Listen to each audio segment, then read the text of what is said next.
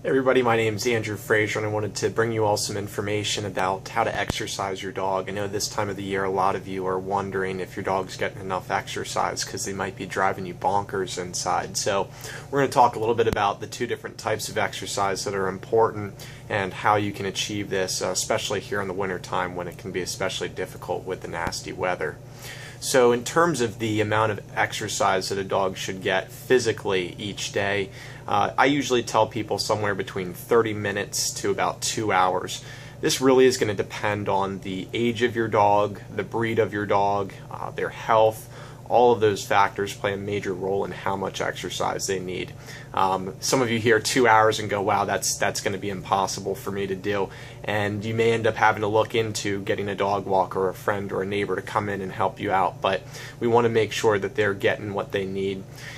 You generally will find that with your higher energy dogs, your herding breeds, your Labradors, your sporting dogs, those are the dogs that are going to need the most amount of exercise.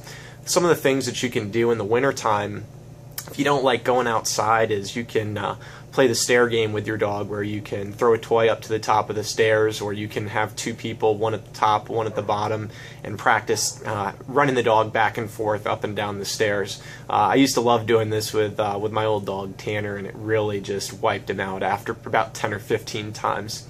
Another thing that you can do is set up an obstacle course in your house. Find things to try to heal your dog around.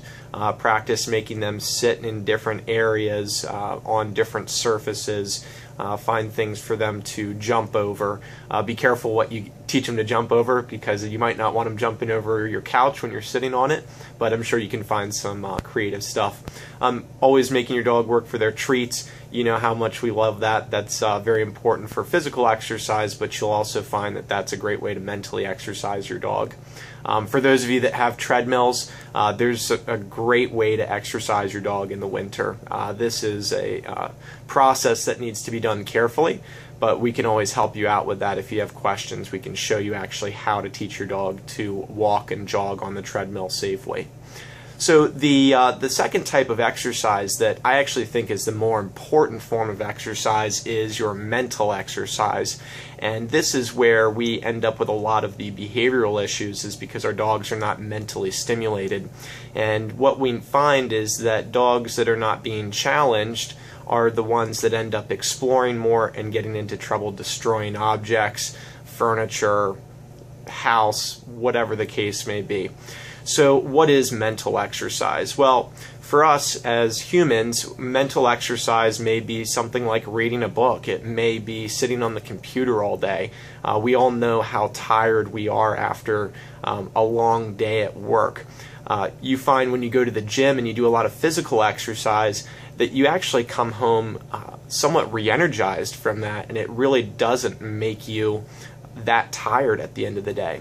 So the physical exercise is good for their body and their overall health, but the mental exercise is what's going to really give you a nice tired dog.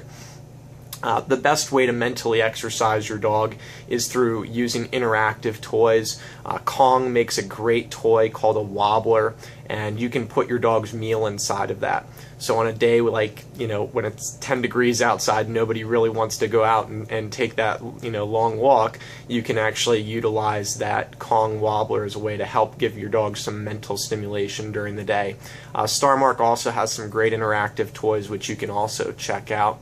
The most important thing about mental exercise is keeping it consistent. And so one of the easiest ways for you to provide your dog continuous mental exercise is through using your obedience commands with them throughout the day. Practice making them stay in different places that they haven't stayed before, and really build up your distance, your duration, your distraction while you're doing that type of stuff. So overall, I think there's 1,000 different ways to exercise your dog.